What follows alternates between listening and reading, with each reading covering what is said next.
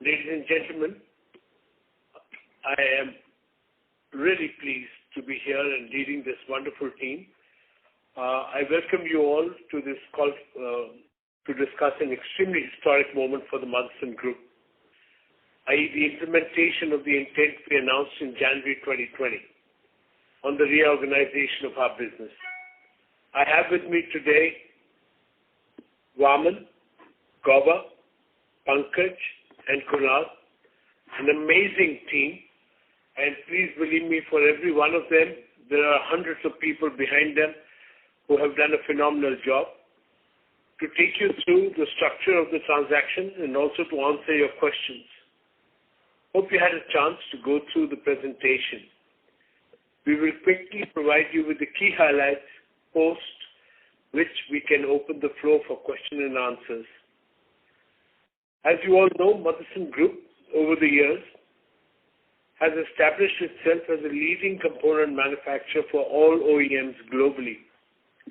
We are today an 11+ billion company that has grown at a CAGR of 18% in the last 10 years and 35% year-on-year for the last 27 years since we listed. We have 33 joint venture partners, operate over 270+ facilities across 41 countries. Our endeavor continues to be to add value to our customers and to strengthen our position as a globally preferred solution provider. As referred to in slide 5, besides the three main segments of wiring harness, vision systems, and polymer, Motherson has also incubated businesses in segments such as metals, IT, aerospace, health and medical, and other, which are now also poised for growth as we embark on the next 5-year journey. As an example, structural stamped parts is an exciting product segment that gives us increasing focus on lightweighting. Another interesting example is automotive lighting, which has seen a technological shift towards LED-based platforms and is now poised to significantly benefit in the medium term. A constant pursuit of quality, customer delight, and relentless focus on operational excellence has allowed us to create immense wealth for our shareholders, as depicted in slides 7 and 8. An investor who would have invested in the IPO in 1993 would have earned 1,630x return in 27 years. Having created a strong track record of expansion and success, they are now looking ahead for our next stage of growth. I will now let Vaman take over from here and talk more about the reorganization. Over to you, Vaman. Thanks, Papa. Hi, everyone. Earlier this year on 30th of Jan, we informed all of you that in order to meet your long-standing demand for simplifying the group structure, our board had approved some broad contours of a group reorganization. Post this, we appointed a committee to work with various financial and tax advisors, investment bankers, and legal counsels to help us narrow down on the best structure which will address all the objectives that we had in mind. Namely, 1. Simplification of the group structure. 2.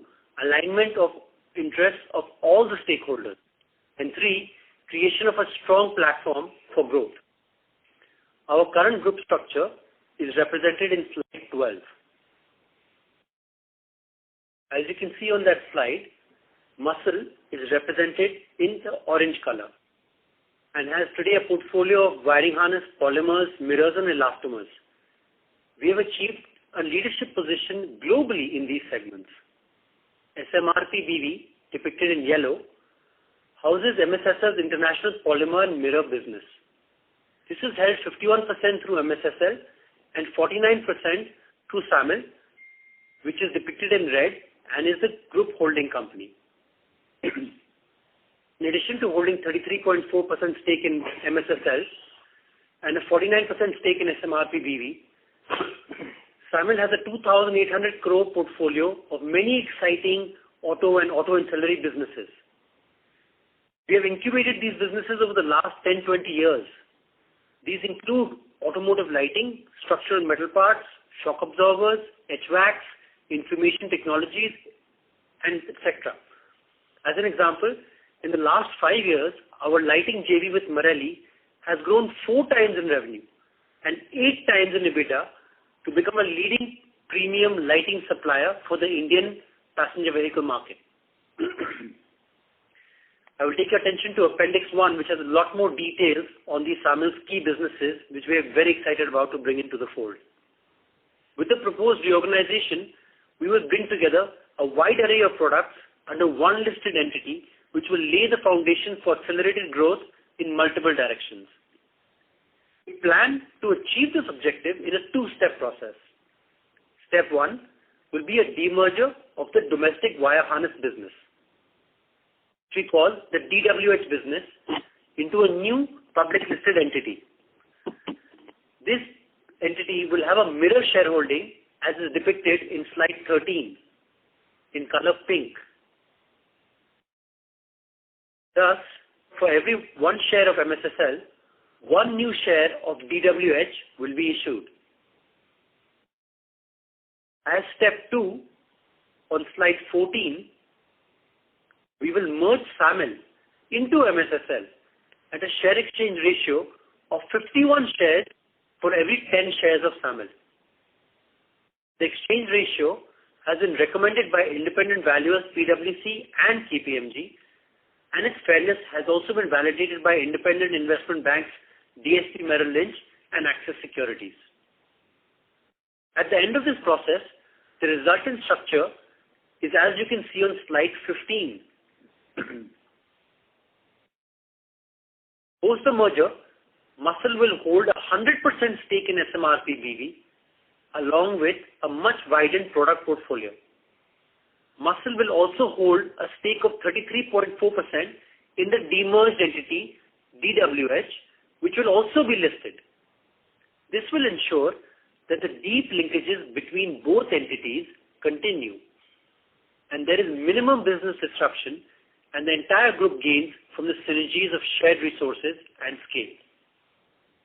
In a nutshell, we are achieving our objectives through a win-win solution for all stakeholders where A, there is simplification of group structure as we are consolidating 100% of shareholding in SMRP BV under MSSL and also meeting Sumitomo San's long-standing request to have focused participation in the DWH business, which is a natural progression in a 37-year-old partnership.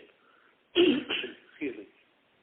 B, through this, we are aligning interests of all the stakeholders by bringing all auto component businesses of the group under one umbrella, and as a result, MUSL is also retaining stake in DWH. And finally, C, creating a very strong platform for organic and inorganic growth for the group through diversification of revenue mix as well as enhanced flexibility to raise for the capital for growth. With this, we believe we have fulfilled all what we had promised to you earlier this year, and perhaps even more. We have expanded the scope of the reorganization further by bringing all of SAMIL's exciting products under the one MUSL umbrella. I'm also happy to highlight that the merger is expected to be EPS accretive for the shareholders in the first year of merger itself. Now let me take you through some of the key aspects of this entity as highlighted from slide 18 onwards. On slides 19 to 22, you can see the expanded customer, component and country base. As you all are already aware, we have successfully executed a 3CX15 strategy earlier, which means no country, no component and no customer to be more than 15%. And now we look ahead at establishing a 3CX10 strategy wherein MSSL aspires to widen our component, country and customer base further to de-risk ourselves. MUSL's new country mix on slide 20 showcases a balanced mix of developed and emerging market exposure along with an enlarged India presence. Product portfolio is enhanced by high growth segments like lighting, telematics, metals, etc., which will enable greater content penetration for us. This can be seen on slide 19 and also slide 22. Further, non-automotive businesses and ancillary services will help diversify our customer base even more. This can be seen on slide 21.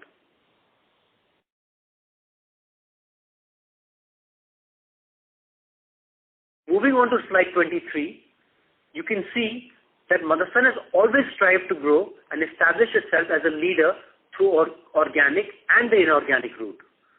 We have amply demonstrated this through the exponential growth of 100 to 3,000 times in the last 20 years for our wiring harness, polymers, and mirror categories, achieving scale and global leadership. We have grown from 16 plants in 2000 to 220 odd plants in these categories across the world. Combination with SAMIL will provide access to newer product categories having multi-year business experience. These offer a global market opportunity of more than $200 billion for us to expand further. Non-auto verticals coming in provide additional growth and diversification opportunities for us. Another very interesting part is that MSSL's product portfolio will continue to be powertrain neutral. Key automotive industry trends such as the rising electronic content, lightweighting, premiumization, driver assistance, etc., will result in increased complexity, content, and value creation across our product portfolio. The new products that are coming in are also benefiting from all the above trends, as you can see on slide 24 and slide 25.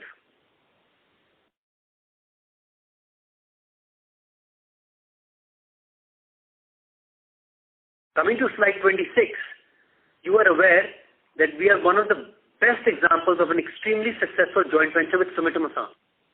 And post this reorganization, we have the scope to replicate that success with some very marquee and high technology joint venture partners going ahead, such as Marelli, Valeo, Anestevata, Fitzmyer, and Matsui. MSSL will gain from the vast experience of such marquee joint venture partners and will further strengthen MSSL's position as a partner of choice for industry leaders across the world. And as you can imagine, there will also be tremendous amount of synergies that will be created when these JVs all come under the same umbrella. Moving on to slide 28, you are aware that SMRP BV has been a major growth driver for the group on the back of a very healthy order book, and we have made significant investments to grow the business. The business had shown a double-digit CAGR in the last 5 years, with steadily improving profitability, excluding the greenfield ramp-up costs. Over the past few quarters, we have made significant progress in stabilizing the greenfield, and we can clearly see that the worst is behind us. Currently, MSSL owns 51% in SMRP BV, which accounts for approximately 70% of Muscle's consolidated turnover. This shareholding will now become 100% post the current reorganization. A very important benefit from this can be seen on slide 29. Realization from all the value growth in SMRP BV will now be fully captured by Muscle shareholders versus only 51% that was being captured prior to the reorganization.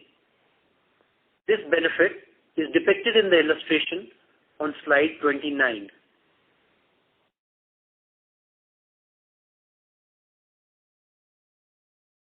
Finally, on slide 30, you can see that the combination creates a sustainable business model that has financial strength with a robust balance sheet and only a marginal change in the net leverage on account of the transaction.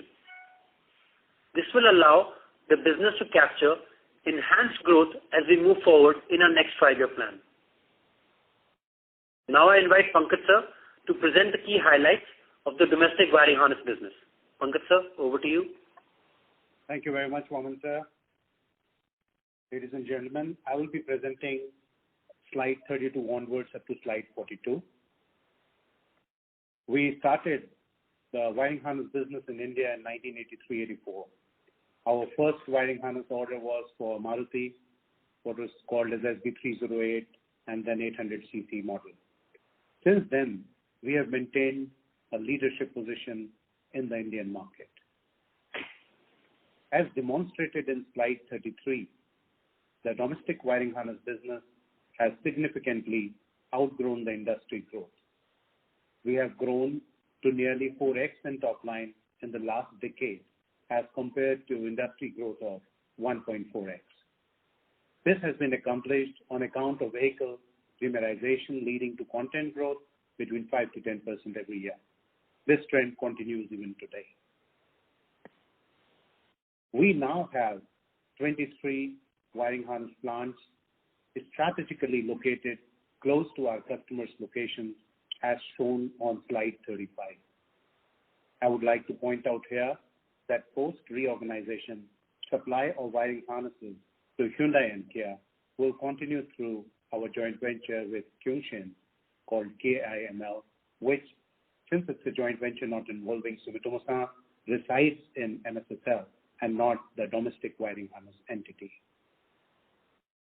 Today, we have long-standing and strong customer relationships across OEMs. Customer delight being the bedrock of our sustainable relationships. We aim to continue to strengthen our position by supporting them in end-to-end product design and development.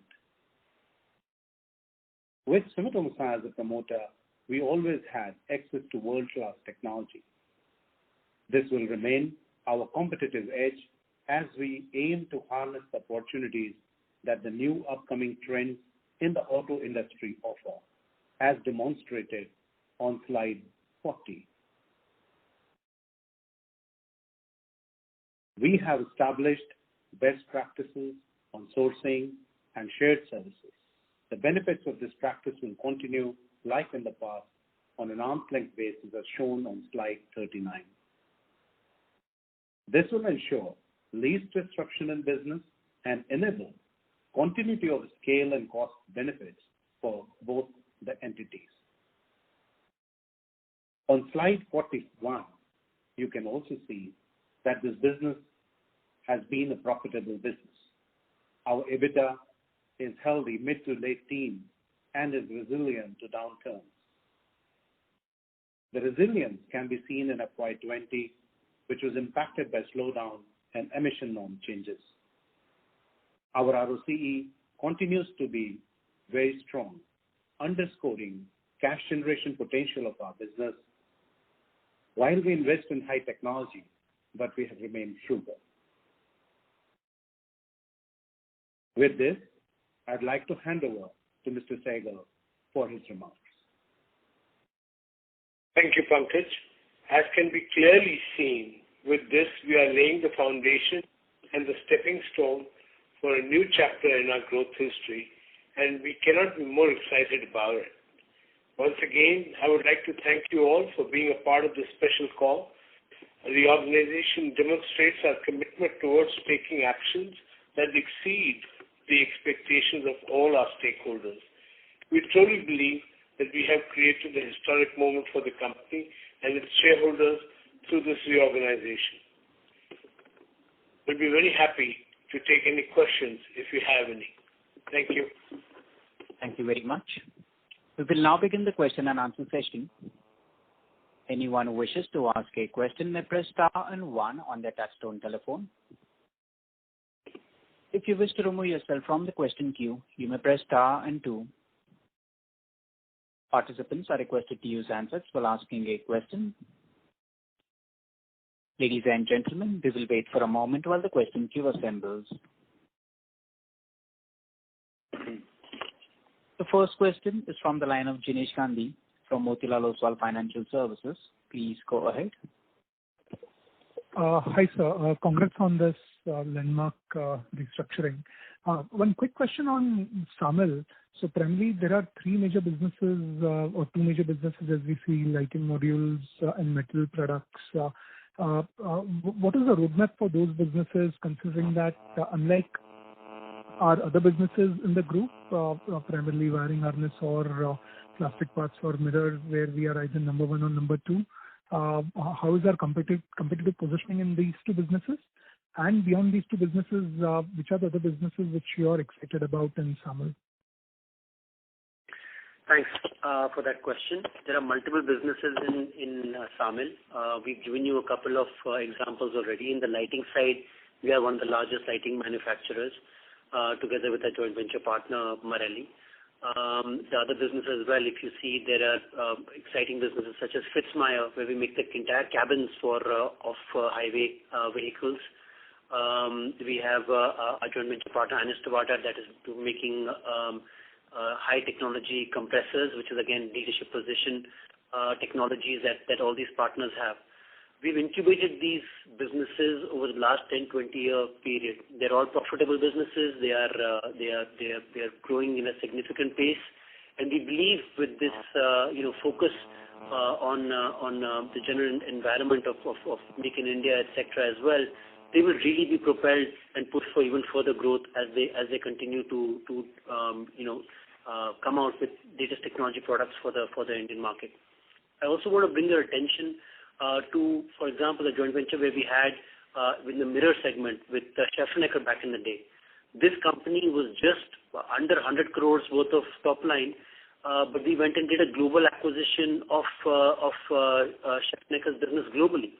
So many such different opportunities will present themselves once we have the experience and once we have the history of incubating these businesses, which gives us the confidence to go and rapidly expand these businesses. So there are about in total 2,700, 2,800 crores worth of top line of these businesses which are coming in, and we're very excited about their growth prospects. Okay, sir. Great. Thanks. I'll come back in queue. Thank you. The next question is from the line of Binay Singh from Morgan Stanley. Please go ahead. Hi, team. Thanks for the opportunity. Firstly, could you share a little bit about your thoughts behind this? Like earlier, the plan was to add SMRPBV whole into the group, and now we are bringing the whole SAMIL into it. So why that change? Some bit on that thought structure behind the change. Sure. So historically, yes, we first came to the board with just simplifying the SMRPBV structure.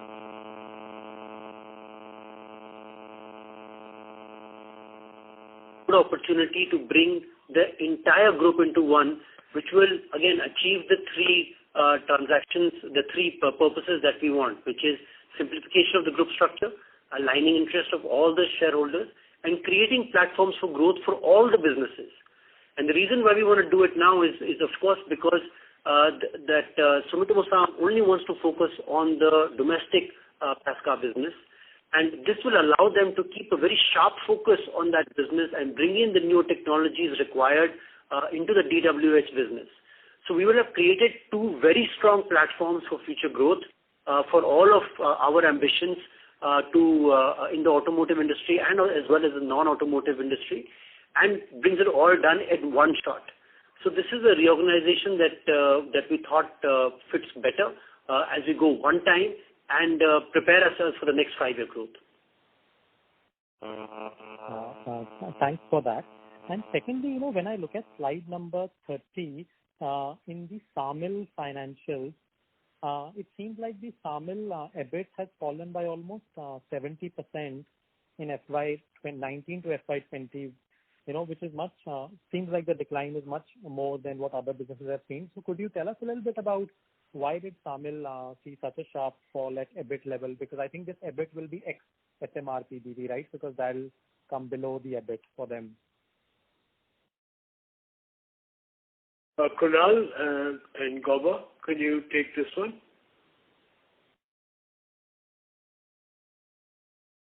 Yeah, sure. Kunal here. Can you hear me? Yeah, go ahead. Okay. Look, you're right. There was a decline on account of EBIT margin, partly driven by new capexes that have just come on board. In the secondary, there was a large metals plant that we created. That's what's part of the reason why the depreciation has gone up. Not to say that the EBITDA margin itself had declined because of the headwinds that the market that we were having in the Indian market. Also, please bear in mind that what you're seeing on the numbers on slide 30 is the ones which are the unconsolidated, is only the consolidated ventures of SAMIL. There is a large chunk which is, not consolidated because these are either held 50% or not consolidated for, control purposes, etc. And hence, when you combine all of that, the answer would look somewhat different. If you can see that the revenue here, which is around 12,800 crores in FY20, is around about 2,800 or 2,900 crores when you consolidate everything up. And the EBITDA, which you're seeing here as 120 crores, will look like something like 360 odd crores, give or take. Okay. Oh, that's helpful. And then lastly, this will go for a minority vote, right? Shareholder vote. That's yes, correct. This will go for majority or minority. Yeah. Correct. Yeah. Thanks for that. I'll come back in the queue. Thank you. The next question is from the line of Mohit Gupta from CLSA. Please go ahead.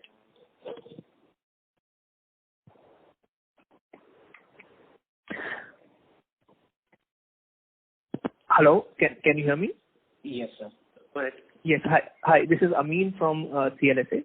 My question is again, on slide 30.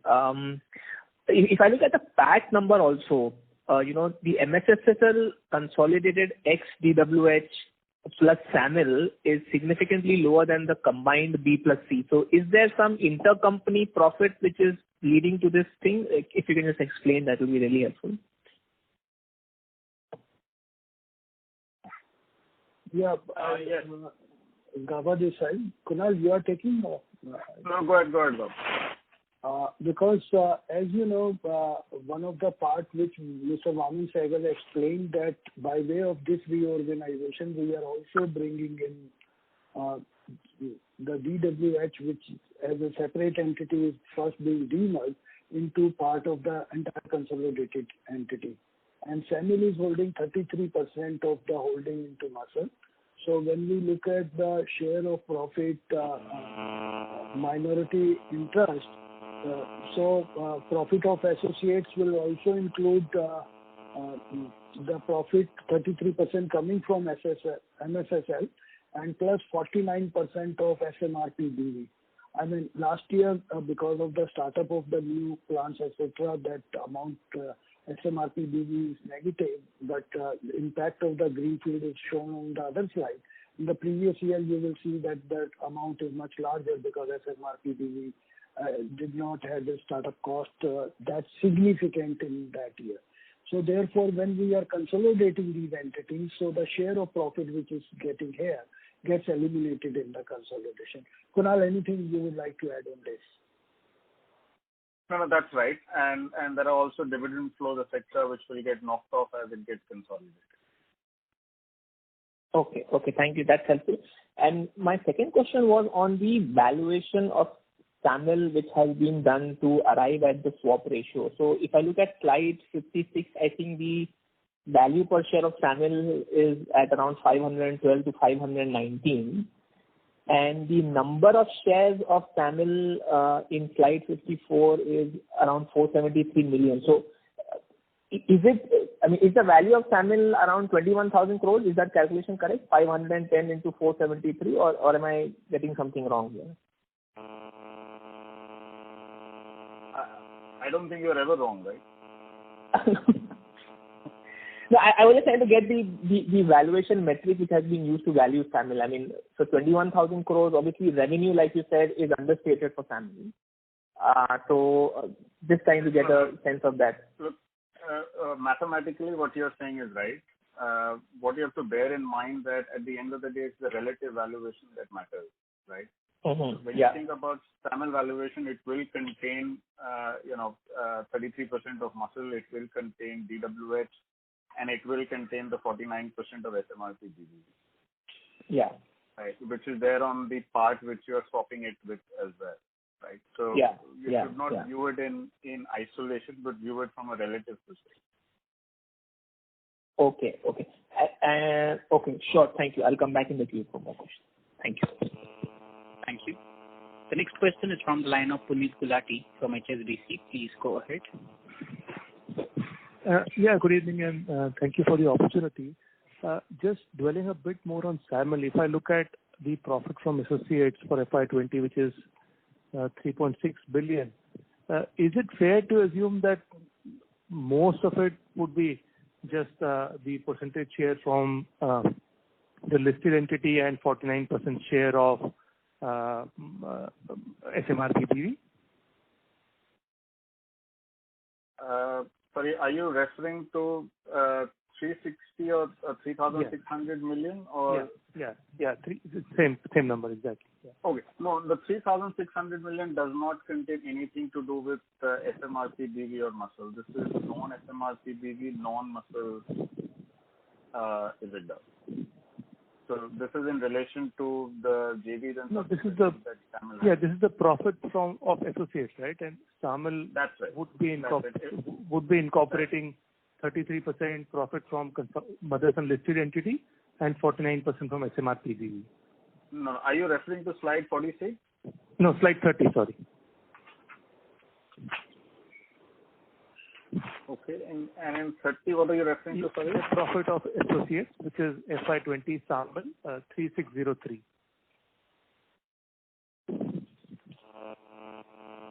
Okay, yeah, that will include the share coming from muscle SMRP as well. Yeah, but would there be anything other than? No, it will also have other share coming from the joint ventures like Magneti Marelli and many others. So at a EBITDA level, there is a performance given at that, but most of the other JVs also contribute positively to this line. But it will be negligible number if I were to just do back of the envelope. It is relatively a small number, but it is not a negligible number. So there is a difference between the two constructs. Okay. And X of that, is it still loss-making? Is it fair to assume? Because your PAT is lower than the combined. Last year, Puneet, SMRP BV on a consolidated basis, when we have taken the minority share, there is a loss which is booked by SAMIL on account of that. I explained but that is profit of associates, right? Yeah. So you are referring to that figure, Yeah. So after that, there is a 2808 figure, which basically means your profit is lesser than the profit from associates. No, which profit from associates? The concerned share, which is 2808, is a total profit of SAMIL, which is lesser than the profit of the associates. But then we have a EBIT, then there will be a profit, there will be an interest cost, there will be a taxation, and this profit. So we have not given the entire rows of the reconciliation. Okay. Because the profit of associates is accounted after tax, whereas in between EBIT to tax, you have first a PBT for which you have an interest cost. Then from PBT to PAT, you have the taxation. No, completely understand that. But 2808 will include 3603 plus something, right? Yeah. So that plus is a minus number. Yeah, at a standalone level, because of the interest cost and maybe some impairment, there will be a loss. Because there could be an impairment also. So we can get onto that. FY19 balance sheet is already on the website. FY20 should also be there soon. But we are willing to share more detail and discuss with you, because it's just to give you a high level number, helicopter view. But we are happy to do a separate call on SAMIL exclusive numbers also. Yeah, no. I just want to understand this, whether it's a profit-making entity X of the associates or not. That's all. At EBIT level, yes, but there could be an interest rate. At level. We will come back to you on that. Because there are interest costs which could be higher. Because everything is in rupee cost. Right. Great. And second, Kimal will be a part of the new combined entity, right? Everything is now part of the new combined entity, including the joint venture with Sumitomo DWH, because we have been hearing feedback from all of you.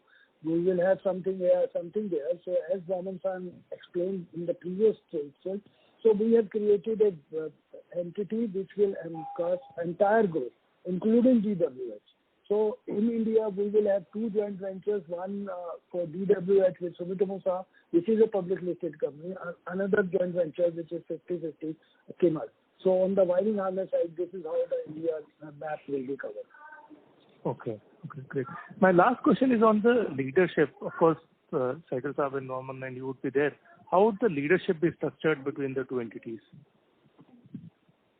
So I think I'll just take this very quickly. The leadership is already planned and done because most of the companies are standing on their own anyway. It's just that how do we group it, how do we do it? So there's a lot of discussion that's going on in between the group. And I'm sure that we have 3-4 months, we will be then coming up with the right answers. Okay. But there is no shortage of leadership in Motherson, as you know very well. Yes. Great, that's all from my side. Thank you so much and all the best. Thank you very much. Thank you. The next question is from the line of Pramod Amte from CGS-CIMB. Please go ahead. Yeah, hi. Two questions. Would you be able to give more clarity on slide number 53, where there is a service charge to the domestic entity, and also on slide 55, in terms of timeline of this demerger?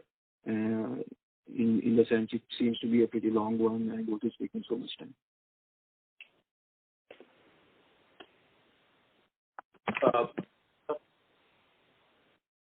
Kunal, Gauba, who would like to take this one?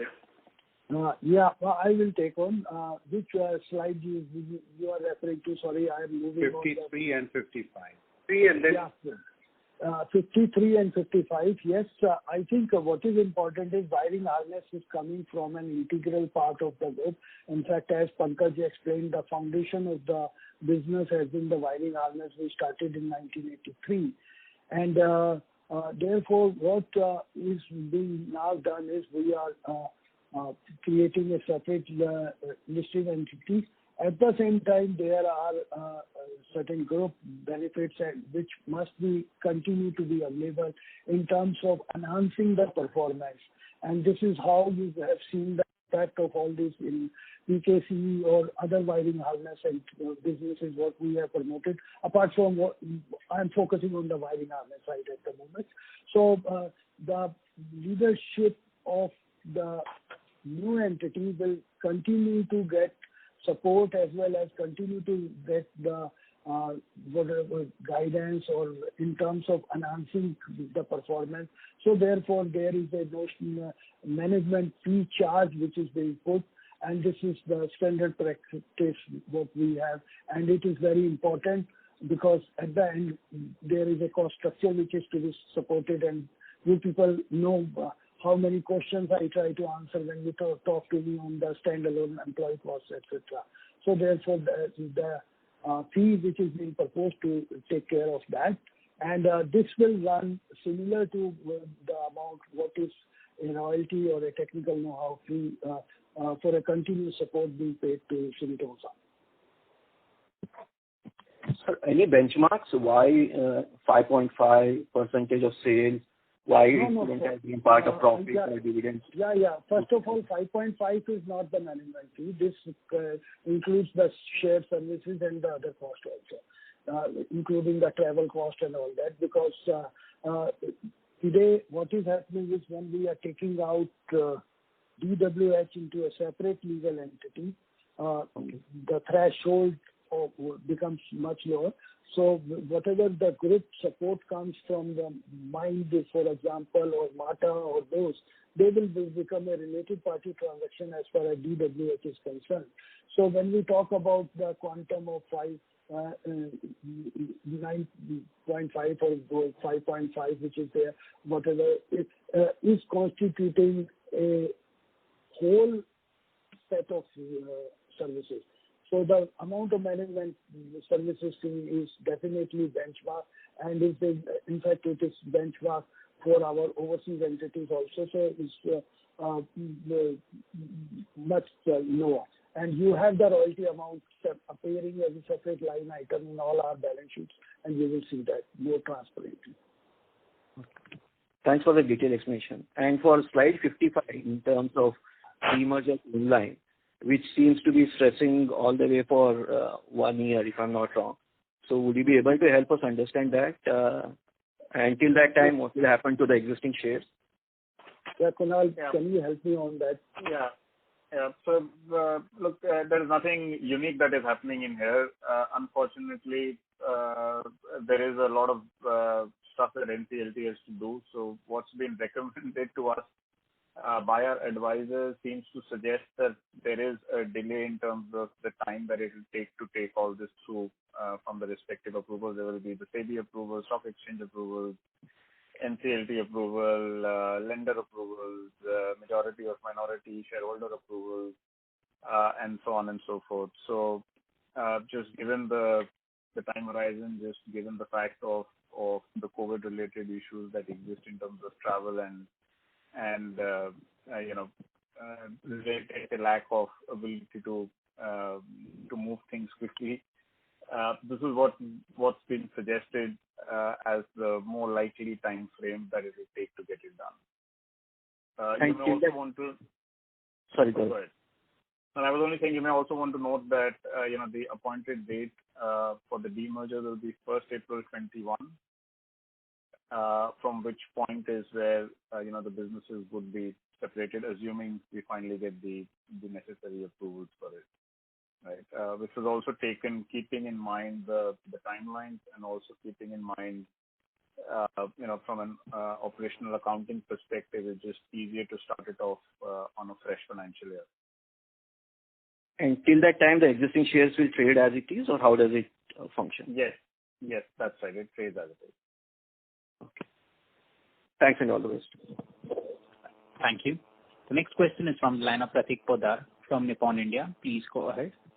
Yeah, hi sir. So just harping on the slide 30, if you could, split the PAT of SAMIL of 280 crores into two parts. One is share of SMR PBV plus 33% of listed company, which is Muscle, and the other would be, I'm assuming, profit coming from JVs and other businesses. So what I'm essentially looking at is profit from JVs and other businesses of SAMIL, X of SMR PBV and 33% of standalone Motherson. Okay, sorry. Let us park this question. I come back. In the meantime, we can take other questions if you like. I will just open my relevant information from my computer and come back. Sure. Permit me. Yeah, sure. So second is, could you also talk about capital employed in the combined entity? How much would be the capital employed now, and ROCs, ROEs, return ratios? Obviously, they'll be, I'm assuming, depressed because of SMR PBV greenfield losses, but some broad capital employed numbers, if that could be really helpful. Yeah, we have tried to give the figures of the loan which will be there. So that should give you a fairly good idea because, when you have a reorganization of this scale and you also have to appreciate going through this difficult COVID time, etc., people operating from home. So the first priority was to get home in terms of what we have promised you, because we had said that we would like to come back to you in 90 days. There were always questions and we got into this. So surely I think that is one part, and the accounting treatment nowadays is a bit more technical in nature. But from a business point of view, yes, we will have SAMIL balance sheet soon on the website as is for 18-19 already. So you will have a fairly good idea of the capital employed which is there on a current balance sheet. How it gets reflected into this thing is an accounting matter.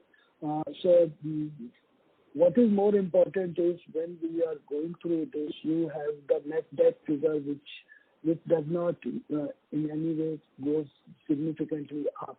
it is within our comfort zone or within our financial policy. So taking that into consideration, plus what it is today is not tomorrow. That is the most important part. When we are talking about profit, associates or those things, so from an accounting point of view, they all get accounted as a joint venture. But kindly look at them, what they can bring to the table. And we can't be very direct, but at the same time, you have looked the journey of Motherson. Motherson, as a joint venture company, has brought so many more joint ventures, so many more, because the customers have loved our performance and all our initiatives have been driven by the customers. And with this, our content per car, and some of you have been asking us in the past that by getting into, when we say on an acquisition, this is how the structure will be on existing, what is existing in 2008-9 balance sheet, continue to be there in MSSL. So the reaction comes, then your content per car remains limited. While our products become rich in content, so our content will grow faster than the market, but multiplying it by more components was becoming a limiting factor. And when we bring SAMIL into it, you have to see how, and there is one slide which gives you how many more components and opportunity gets at it. So I think this should be the main driving focus. If we will focus too much on these numbers, I will have an explanation backup, so I'm not running away from that. You have to give me some time to get details to these numbers. But surely, I think we will lose the focus on what we are trying to present to you. I'm sorry if I don't feel offended, but my submission is let's focus on the business. Meantime, I come back on the numbers, what you are asking. I can tell you a little bit briefly on the numbers. Out of the profit of associates, around about 2,900 would be the profit on account of muscle and SMRP.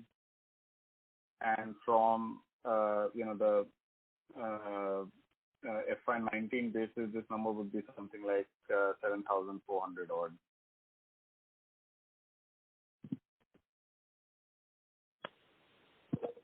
So we lost the connection for the current participant. We move to the next question from the line of Ronak Sarda from Systematics. Please go ahead. Hi, sir. Thanks for the opportunity and congratulations on the transaction. So on slide 30, continuing, if Kunal and Gaubaji can answer this, on the combined entity, we still have a pretty large minority interest. Does this pertain to any part of SMRPBV, the Chinese operations, or what would this pertain to? As you know, we have joint ventures, and we have joint ventures both at SMRPBV, PKC also has in China, because those are the joint ventures we have inherited at the time of acquisition. So, and there is other joint venture also as part of SMRC in Korea.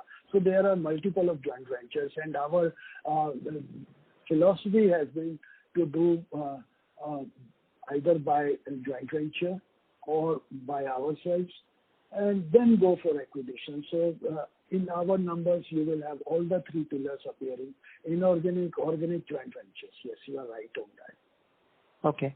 And just a clarification, if I see standalone the wiring harness company, which is part A, and if I add the wiring harness top line, would that the difference would be from what is reported for FY20? Is that the intersegment or the components which the wiring harness business buys from MSSL in terms of tubes and connectors, or that would be the case?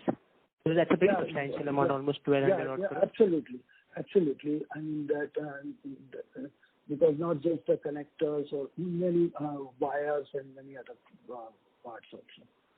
Yes, you are right. Sure. And the final question, at SAMIL level, would you have the overall EBITDA number if we include all the JVs? Would that be readily available with you? Right? That's the final question. Yeah. Kunal, do you have that number or you Kunal, we have that number in there. The full number of EBITDA of JV, joint ventures. So the Tamil EBITDA, which is 126 crores, if you add the unconsolidated JVs there. That will be around about 360, 370 odd crores. That's what's there on slide 40.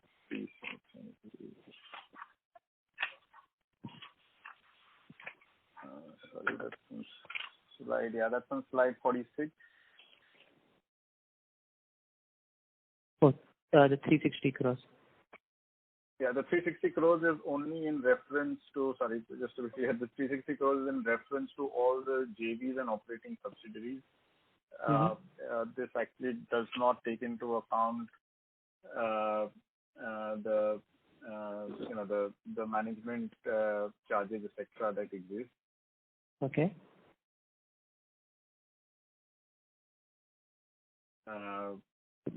So I don't have that figure as to what that number is, unfortunately.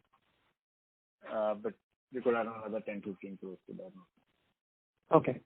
So, and the sourcing and shared services arrangements which you have highlighted on those two slides, are these for? Does it include anything which has been entered into post this restructuring arrangement, or this is something which was status quo earlier and this has just been highlighted for the shareholders' details, or anything entered to it into now post this restructuring exercise?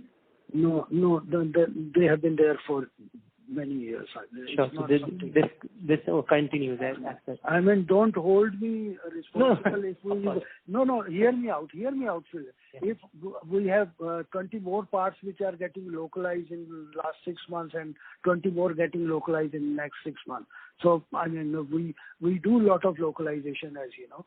So, but as a concept, as a fundamentals, these are there for at least... I have been in the groups since 1997. Sure. Or like rubber parts we would have done about 5-6 years ago. So these are there as a venture. That's the backbone. I just wanted to understand. Thank you. Yeah, sorry, just to be clear, the only new piece that's coming in is just the rental cost. Okay. The land and building is retained in Muscle itself, because it was complicated to transfer that with the number of land parcels together with the stamp duty implications of doing it and getting it done in an environment like this. So we thought it is best to keep the land building in Muscle itself. So there is a rental charge which has been assessed by Knight and Frank independently, and that's how it's been structured. Okay. And is this already incorporated in the summary financials for DWH? Yes. Okay. So the EBIT numbers there would include all this.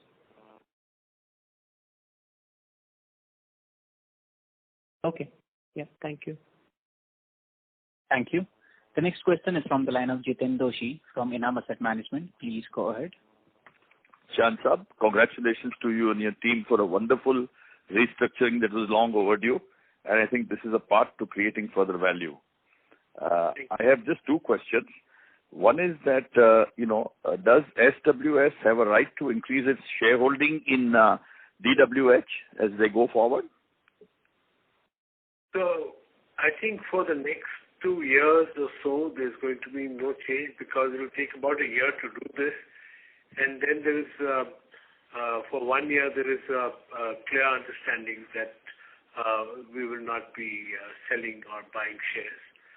After that, I think it would depend upon Sumitomo's thing. They are not somebody who's very desperate or something like that. So I think we have enough time to discuss what is the best way forward, and we will then move in that direction. But I think as far as Motherson thinking is, I cannot talk much about Sumitomo, but as far as Motherson's case is concerned, I think the shareholding is quite fixed and rigid. We would like to keep our joint venture going. It's now 37 years old, and hopefully we will do at least a 50. And then after that, I think we'll leave it to Vaman and the next generation to move it. Sure. So would DWH only focus on India, or would they look at any other country at a later stage in terms of wiring harnesses? No, they would only focus on India, and that's the reason why that was the basis of the joint venture setting up in 1983, if you remember. So they're going back onto their focus area, which is wiring harness for domestic. They want to support India. With God's grace, they are the largest in India, so they'd like to consolidate on that. Plus, also, I think you have to understand that in the presentation also it is there. They will focus on the new technologies that have to come in, the new kind of connectors and things like that, which has to make the wiring harness lighter and yet, introduce strength into the wiring harness side. So I think it's very focused on India, and I don't think they would like to go outside India. Sure. And my last question pertains to the return on capital employed, which in the case of DWH is not much higher than the overall muscle. So when this demerges, what would be your new parameters for growth, return on capital employed, and consolidated dividend payout, which you normally always have been giving us a guidance, long-range guidance, as well as you have been always over-exceeding in many years. So what would be those criteria? Since the larger part of the ROC has come from the domestic wiring harness, would you have a new sort of a new benchmark set at 25 or 30%, or any number you can provide us? No. We will not go to 25 or 30. Don't put these thoughts in my people's mind. We are going to stay with 40% ROS. And I'm very pleased to tell you that, the Miller Company is plus 40. PKC is almost getting there. It's, I think, if I'm not wrong, Goba, it's about, 26, 28, 23, 24, something like that. Yes, sir. On the last, it got impacted 23, 25%. Because of COVID impacted in March quarter for China as well as for US in the later part. No, I'm just I'm correcting my but in that range, you are right. Okay. And I think all of the companies together will come in. The new joint ventures that are coming into this business will make a great focus on India. A lot of people think that with the domestic wiring harness business going out, we would have virtually nothing in India. But I would be pleased to inform them that that's not the case. In fact, a lot of the joint ventures that have come into new SAMIL, as you call it, a new muscle, will be having an India focus. And they will do very well because they are very, very profitable companies. So this demerger, does it change your sort of vision to attain a higher growth on a sustained basis for the new muscle?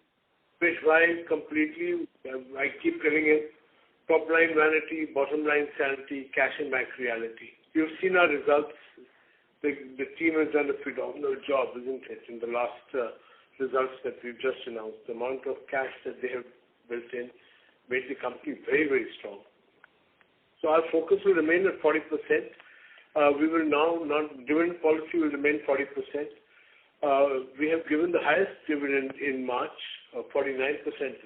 Goba, please correct me if I'm wrong, because, Yes. Also, I think the turnover and all that, we will be having a investor conference somewhere around end of September quarter, so September or October. We would then like to invite all of you, and then all the people, the whole team group will do a e-meeting with you because I'm sorry, normally we'd love to call you, invite you, and show you, touch, feel what we are doing. But if everything is fine, we would still do that. Otherwise, definitely e-meeting with every vertical leader going to make a presentation and tell you. So 3 basic points for you. 3CX10. We will now want to bring our this thing from 15% down to 10. So 3CX 10 means no country, no component, no car company more than 10% of our equity, or sorry, our turnover and results. And the second thing is again that the ability to give you a very nice target. I've already alluded to it in a little bit of other calls before. And of course, stay with 40% ROS and 40% plus dividend. Sure. I have no doubt that you will achieve it as you have always been doing so. And wishing you all the best, and thank you very much for simplifying our structure. And congratulations again, and all the best for the next coming years. Thank you, Mr. Thank you. Thank you. The next question is from the line of Chirag Shah from Edelweiss Securities Limited. Please go ahead.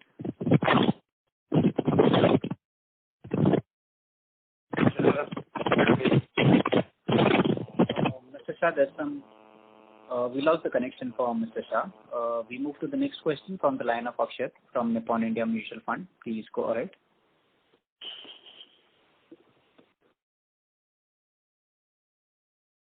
Mr. Akshat, your line is in talk mode. Kindly go ahead with your question.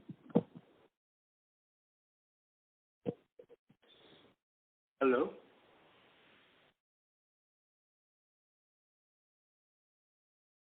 As there is no reply from the current participant, we move to the next question from the line of Nikunj Gala from Principal Mutual Fund. Please go ahead. Hello. Yeah, hello everyone. So my first question is with respect to the rationale. One of the rationale or key point which you mentioned that Sumitomo want to focus on the India DWH business. But so just even after this transaction, Sumitomo would be holding approximately 17.7% in MSSL.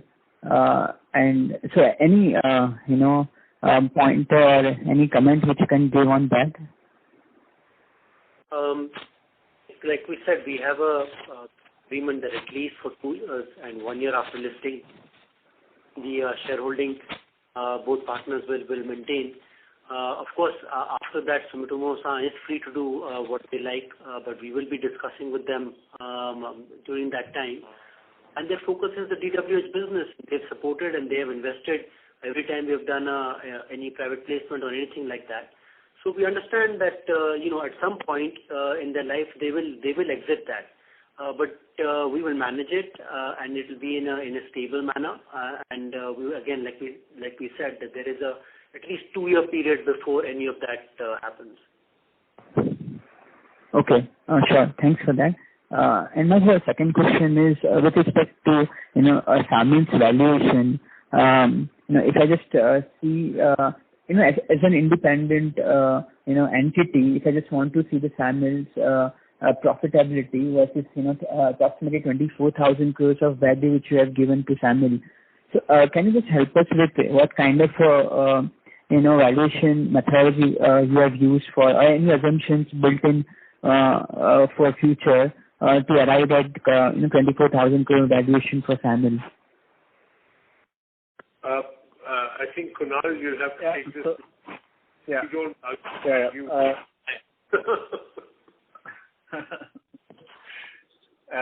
So, as Vaman alluded earlier, PwC and KPMG provided their independent reports around this.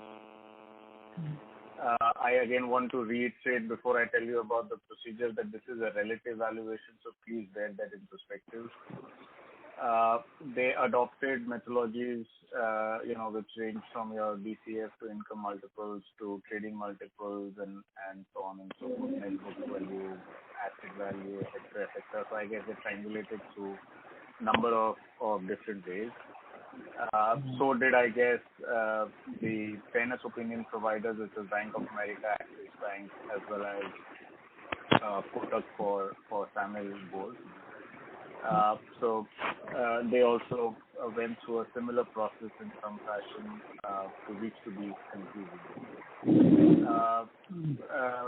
What you have to again keep in perspective is this is an EPS accretive transaction within the first 1 year of this getting consummated, which in some fashion will tell you why it's potentially fair or more than fair.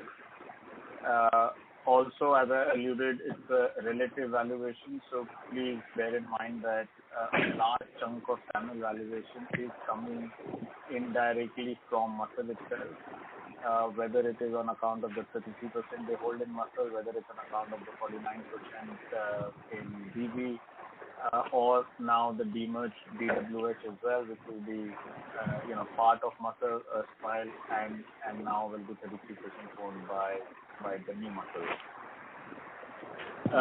So please bear that in perspective and don't necessarily look at it on an absolute basis. Okay. And okay, I was seeing the current financials where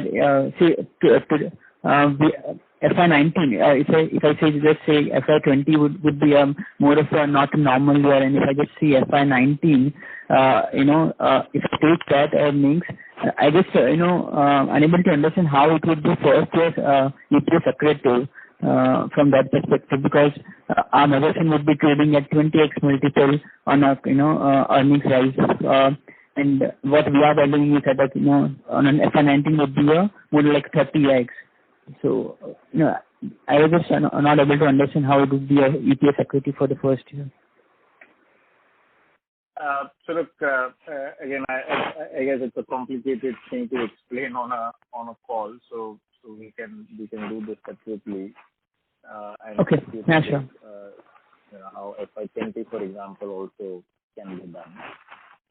But having said so, just again, please bear in mind, SAMIL by itself is actually, parts of it is already there in muscle. So if you're valuing muscle in a certain way, you will see on a relative basis SAMIL in the same light, right? So if you believe in where muscle is, let's say 20x, 30x, whatever that number is, because 33% is owned by SAMIL, there is a direct linkage to the SAMIL valuation, right? And similarly, at whatever valuation you guys are considering DV as.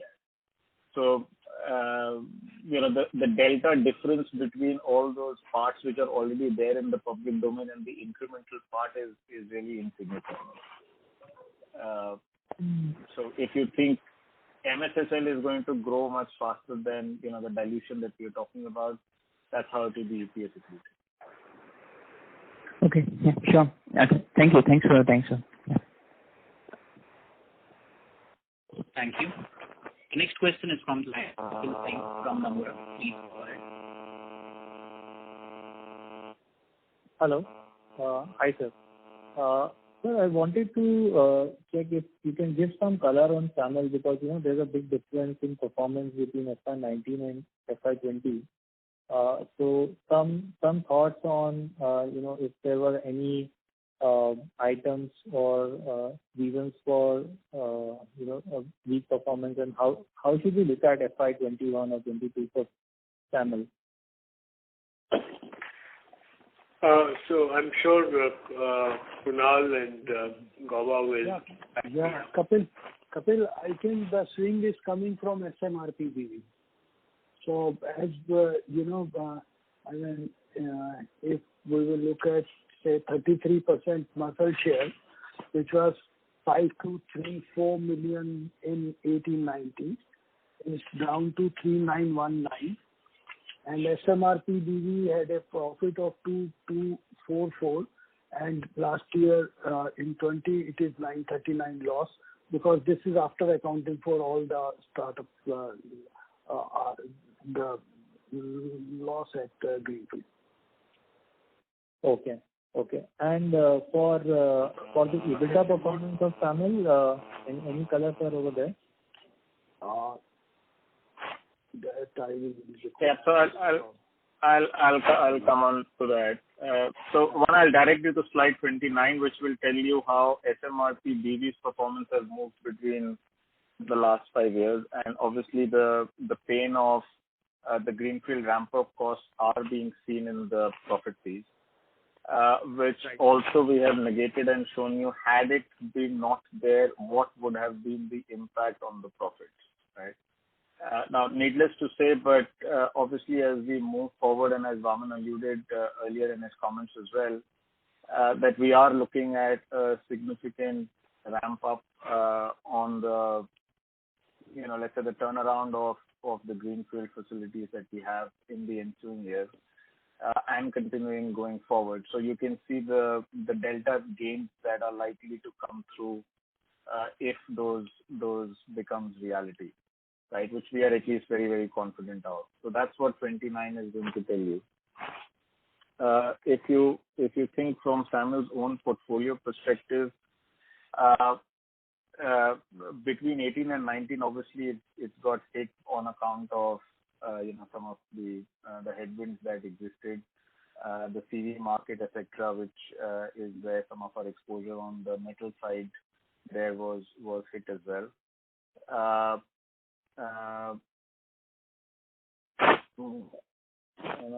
I think if I remember it right, I don't have the full details right now, but I don't think there has been any other significant impact other than probably the metal side. In fact, I would think the rest of the JVs did better, but that gets difficult to visualize if you think from profit. So maybe the other way to think about, I'm just thinking while I was speaking, is if you look at the profit of associates, and if you take out muscle and SMRP BV from it, in 19 this number would be around about 450 odd, and in 20 this number would be around 600 odd in terms of profit from associates which are not from muscle or SMRP BV. Okay. And sir, is it possible to share some details or some summary of the independent valuer report? Yep, the independent valuer report will be put up, I guess, with the rest of the exchange approval process, etc. It will go to the stock exchange within SEBI, and hence the presume will be out within okay. By when can we expect that? A week or two. Within the next couple of weeks or so. Okay. Right, sir. Thank you. That will be all. Thank you. The next question is from the line of Rajesh Kothari from Alpha Accurate Advisors. Please go ahead. Thanks, sir. Congratulations, Chand Saab, and the entire team for completing this, entire structure and making it very simple, probably shareholder friendly as well. My question is, with reference to the growth opportunity over the next 3 to 5 years, would you like to give some color that with this entire restructuring now complete, how do you see in this environment the growth opportunity, and with the new entities and segments and joint ventures also coming into fold, do you see more opportunities and probably higher probability of closing the deals at the right valuations? Well, thanks very much. I think what is important for us to try, forward-looking statements and all that, but when you will see the kind of top-line target that we have set, the bottom line we have just told you is going to be 40% growth. We are not going to change that target. I think you will be pretty excited, as we are. We believe that this particular pandemic that has unfortunately taken over the world will leave us with multiple requests to take over companies. But also, I think, what people will find that even India, we are bringing in some of the best technologies back into Motherson Sumi. When we talk about tool rooms, we're talking about lighting, we're talking about especially, when we talk about Fitzmire and things like that. We look at Valio, we look at Anastivata. I mean, we can just keep on going. The kind of joint ventures that we bring in tremendous amount of value to Motherson, as you know it. And the domestic thing is also going to grow very well, as you can see. Sumitomo is only keen on that particular thing. The total solution is trying to put everybody's concerns down and actually telling you that this is going to be much more comprehensive.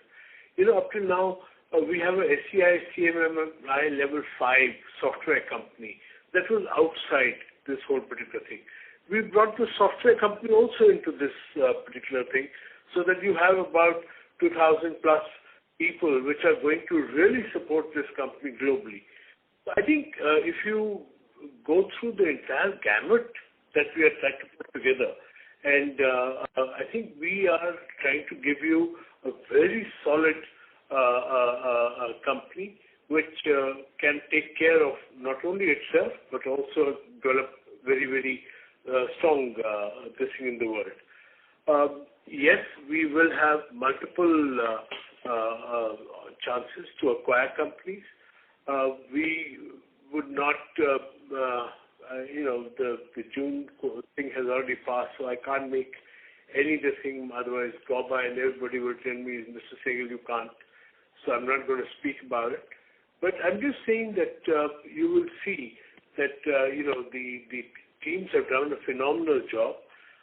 You can imagine what our results were in March 31st. You are already aware of that.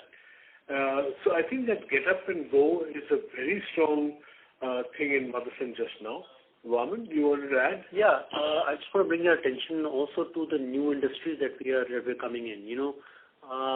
Seeing the progress that Motherson has delivered in the auto component industry, we're getting inundated by customers in, like I mentioned before, in the aerospace industry, in healthcare, etc.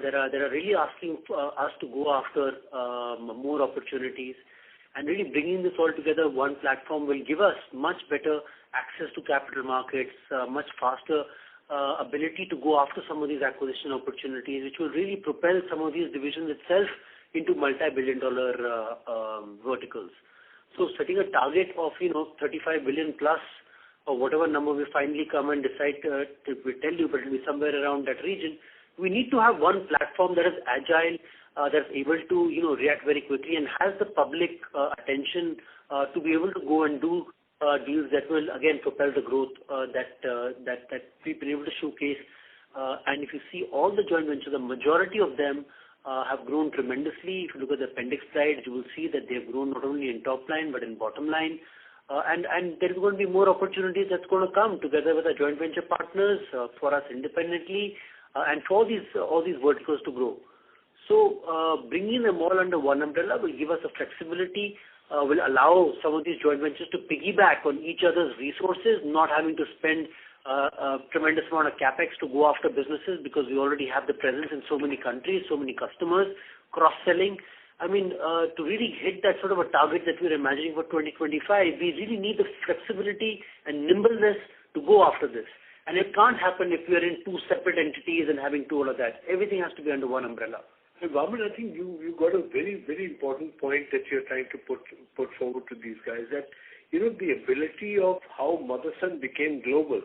Most of my collaborators are very big, but some of them are not that big enough. So they are really looking forward to working together with us in global markets.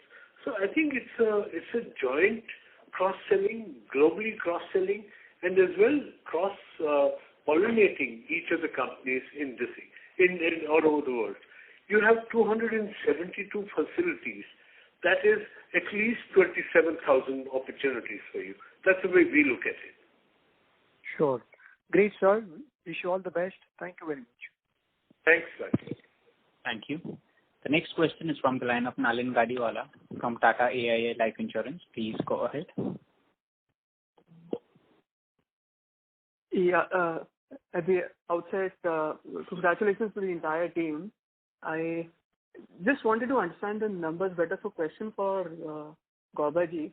So this 5.5% management fee that is being charged on DWH is right now reflecting as income in SAMIL? No, this is, first of all, I clarified in the other question that 5.5 is not a management fee, because that is a total cost, and that will also cover, because today we have the common resources which will be shared between domestic and that. So an allocated portion of that is also included in 5.5. I understand. So this is with larger part of this is within MSSL. Some portion may be for the Mind software, which will also become a sibling for, which will become a subsidiary of the new muscle, but software is supported. Mr. Sehgal explained it. Yes, sir, of course. No, my question is purely... No, sir, certainly not. Because 5.5% of DWH will be around 217 crores. And when I see the EBITDA of SAMIL, it is 126 crores. No, this has nothing to do. But see, when I am doing this, these are the services which will become common. Now, once it becomes a common and then one company has to charge to other and vice versa, it becomes a related party transaction from a legal point of view. But from a cost structure point of view, nothing changes. Because we are not trying to create a duplicate of a cost structure in both the companies. So we will continue to have the shared services benefit of these services. Okay. The whole idea was to be more transparent and tell you upfront that we will continue to be as lean as we were yesterday. So by doing this, we are not going to increase our cost. We will continue to be cost lean on that. Okay. Yeah, I think you have to reiterate that, the whole idea is to bring efficiencies and improvements in the DWH. So that management fee could be lower, but you would have saddled with much more duplication of costs, which can be shared and hence bring in more efficiencies. That's how you should look at it. Yeah, over 22 facilities, at least in India itself, or something like that, correct? Yeah. And, just the management, the HR, the lawyers, every state has its own legal thing over there. I can give you the complete, the complications of India. So India is not one law, one rule all across India. It's, believe me, multiple laws, multiple... Yeah. So I think I should rephrase my question because the same slide also mentions that incremental intercompany transactions be 2% of revenue. Now, where is that sitting? That is in MSSL or in SAMIL? Yeah, that is in respect of there are existing land and premises on which the muscle factories are there. So that is a substantial amount because if we start transferring all the land and buildings, apart from the cost what we will have, apart from the qualification we will have each year in the Caro report, saying the titles are not held by the company, and the management time we will spend. So it's a joint venture, and somebody said Sumitomo is continuing to hold 17%. But the idea is not the shareholding, the idea is the focus. Thanks for the understanding. I hope I have tried. This explains. So most of it is already in MSSL pro forma that you shared. I understand.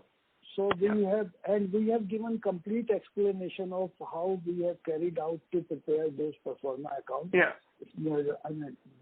So that we are very transparent with you how we are arriving at these numbers. Appreciated. Congratulations once again to the entire team. Thank you so much. That's it from me. Thank you. Thank you. The next question is from the line of Akshat from Nippon India Mutual Fund. Please go ahead.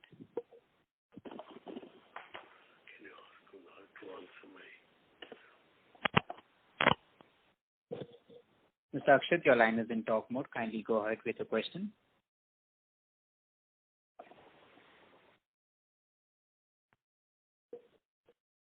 As there is no reply from the current participant, we move to the next question from the line of Chirag Shah from Edelweiss Securities Limited. Please go ahead.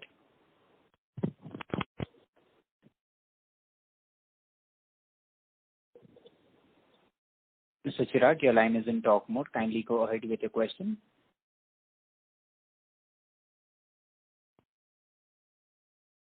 We move to the next question from the line of Nishant Vas from ICICI Securities. Please go ahead. Yeah, hi. Thank you for the opportunity and congratulations to the team. Sir, Kunal, I had a small clarification on the so I would presume that the peer comp analysis and the DCF is more for the listed space. So SAMIL would have been transferred either on NAV or book value basis. Is that understanding correct?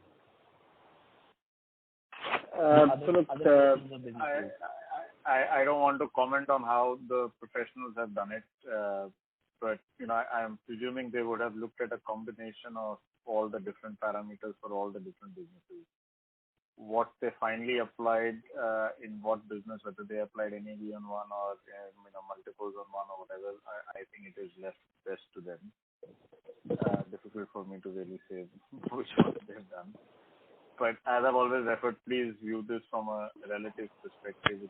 It's not necessarily the absolute as much because whatever you do has a corresponding impact on SAMIL and vice versa. Yeah, absolutely.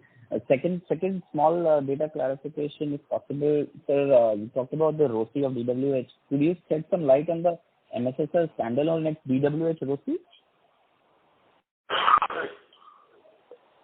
Sorry, I mean, vis-a-vis this ROCE of DWH vis-a-vis? No, I said, sir, you highlighted the DWH ROCE, so just wanted to know if you had it handy to shed some light on the standalone ex-DWH ROCE. Standalone ex-DWH ROCE. We have not calculated that number, but we can give it to you. That's not a problem. But we have the standalone number, EBIT and everything because only the turnover changes. Of course, in this we have accounted for Ind AS 116, including on the pro forma rentals what will be charged based on the night and flank report, which means that EBIT also reduces to the extent of depreciation and capital employed also goes up there, which will have a double count because there the rentals will be there.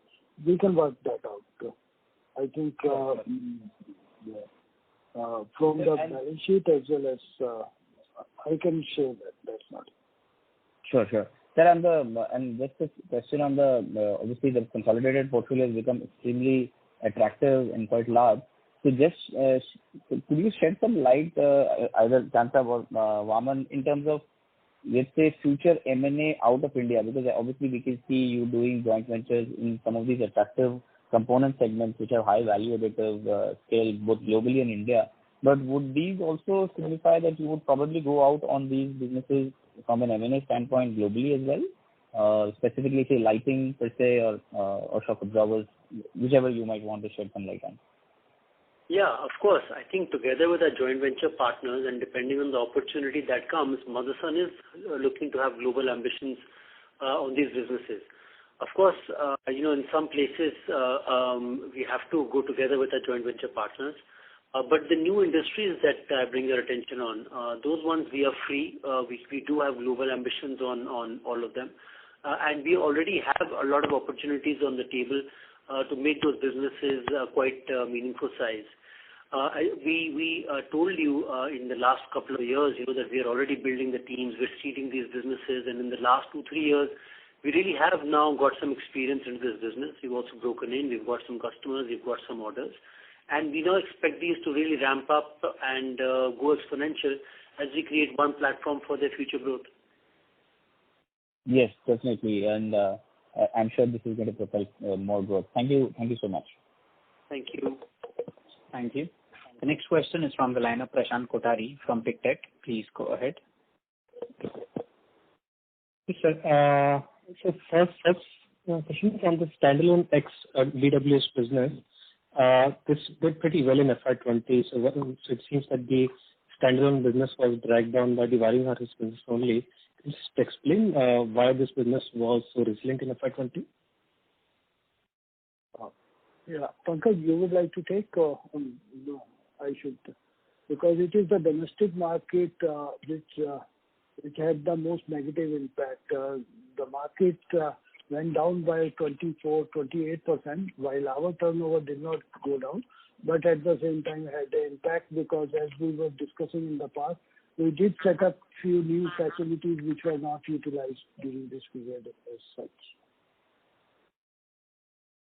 on the domestic market side. Sorry, so the domestic market went down, which impacted the wiring harness business. Yeah.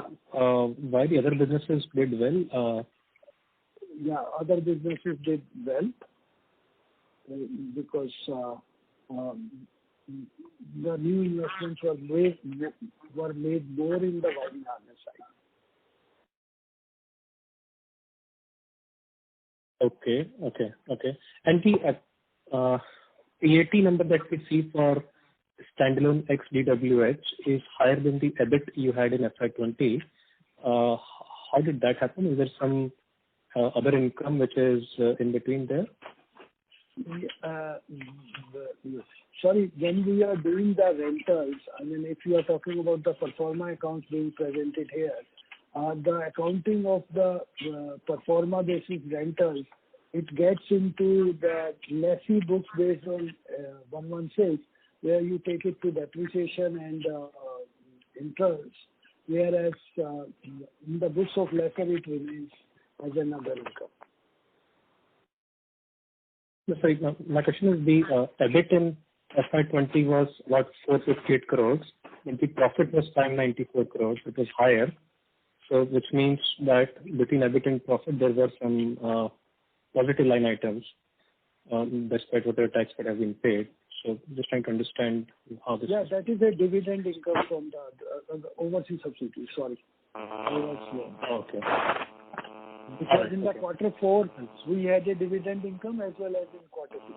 So that is the difference between the two. I'm sorry, maybe line was not clear, or I did not got it correctly first time. No problem. Okay. Thank you. Thank you. A reminder to the participants, anyone who wishes to ask a question may press star and 1 at this time.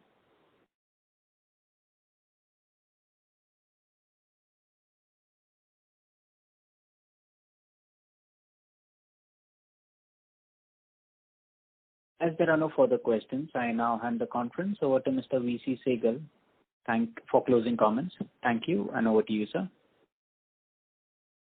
Thank you very much. I know that our transaction is going to be having a lot of questions, but we are absolutely open and we have no issues in answering the questions that you have. I think the valuation and everything has been done by some very, very good companies and lawyers and advisors. And we believe that it's a fair thing from their side. I don't know how much we can answer what their plans were, how they valued or whatever. But anyway, we have a lot of time. We would love to listen to more questions from you if you want. We are all willing to carry on. But since there are no more questions, we would like to say thank you very much and have a good night.